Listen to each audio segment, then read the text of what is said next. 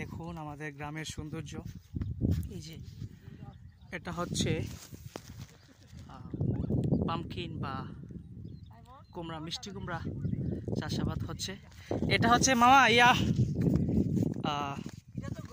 গয়লা গয়লা।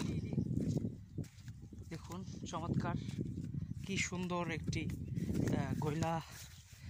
এটা এই যে এটার ফুল, গয়লার ফুল না, এটা গয়লা না, এটা দেখুন চমৎকার একটি গয়লা। গ্রাম বাংলা অপার সৌন্দর্যের স্থান। দেখুন সুপ্রিয় বন্ধুরা, খুবই চমৎকার একটি ক্ষেত। আল্লাহ সুবহানাল্লাহ, গ্রাম বাংলা সর্বদা অপার সৌন্দর্যের স্থান। এই যে দেখুন পিছনে হচ্ছে বিল। আমি কিন্তু ব্লগে আছি, হ্যাঁ তোমরা আমি কিন্তু ব্লগে আছি, মানে ব্লগ বানাচ্ছি। এই যে কি চমৎকার দৃশ্য, আমার সাথে আছে সাকিব মামা, সালমান ফার্সি। আর এখানে যে জায়গাটা আমাদের মন ছুঁয়েছে, খুবই চমৎকার, অসাধারণ। এই যে এটা হচ্ছে বিল, তিতাসের বিল। মৌসুমে এখানে অনেক পানি থাকবে, আমরা এই জায়গায় থাকতে পারবো না। আর এদিকে সরিষা ক্ষেত রয়েছে। এই সরিষা ক্ষেতটা কি আমি দেখাবো? সামনে রয়েছে সরিষা ক্ষেত। জায়গাটা যতটা অসাধারণ, আসলে বাস্তবে ক্যামেরা ভালো আসতেছে না, সানশাইনের কারণে, সূর্যালোকের কারণে আসতেছে না। খুবই চমৎকার। এই যে অনেক সরিষা ক্ষেত রয়েছে। আসলে আমাদের গ্রামটা খুবই বৈচিত্র্যময়। এই যে এটা হচ্ছে আলু ক্ষেত। এই যে এখানে আলু চাষ করা হয়েছে।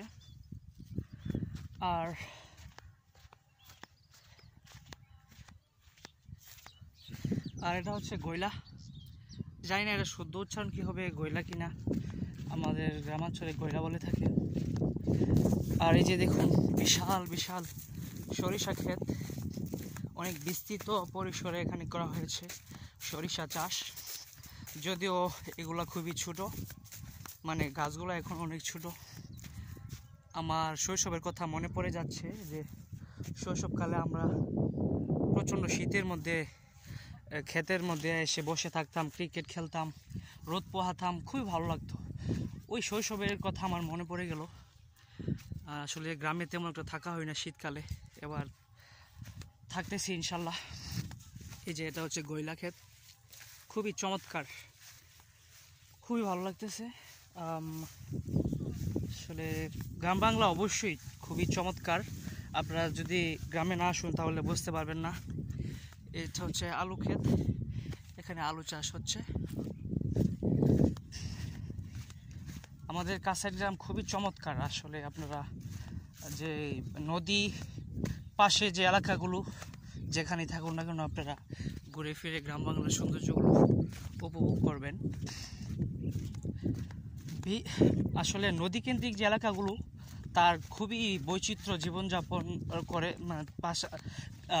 নদীর পাশে যে এলাকাগুলো রয়েছে, তার যে বাসিন্দারা চমৎকারভাবে তাদের জীবন যাপন করে থাকেন। কারণ এখানে মানুষ চাষাবাদটা খুবই সহজেই করতে পারেন। এবং পানি চলে গেলে, মৌসুম ছাড়া যখন পানি চলে যায়, এখানে তারা গরু ঘাস খাওয়াতে পারেন। এবং আসলে বিভিন্ন ধরনের ফসলি জমিতেও তারা অনেক চাষাবাদ করে থাকেন। এই যে দেখুন কি চমৎকার একটি দৃশ্য। কিন্তু আসলে আমি হয়তো আরেকদিন এখানে ব্লগ বানাবো ইনশাল্লাহ। মানে ক্যামেরাতে তেমন একটা ভালো আসতেছে না, কারণ হচ্ছে সূর্যালোকের কারণে। এই যে দেখুন কি চমৎকার দৃশ্য, সুবহানাল্লাহ।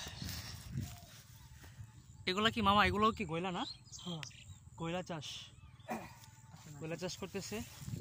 আর এটা সরিষা, এটা মোটামুটি ফলন হয়ে গেছে।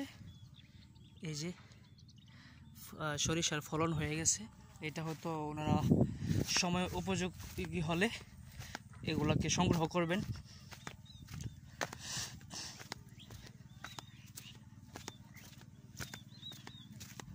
আমার কাছে খুব ভালো লাগছে আজকে এখানে আসতে পারে।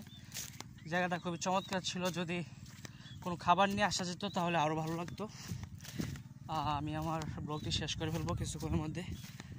এই যে দেখুন কিষান বা কৃষক তাদের জমিতে কাজ করতেছেন আমার পিছনে।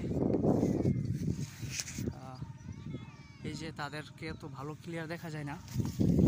আর এই যে সামনে একটা টমেটো ক্ষেত রয়েছে, টমেটো চাষ করেছেন এখানে।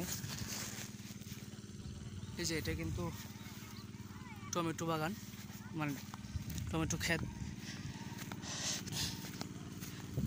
আর এই যে এখানে এটা হচ্ছে এখানে মরিচ চাষ করেছেন।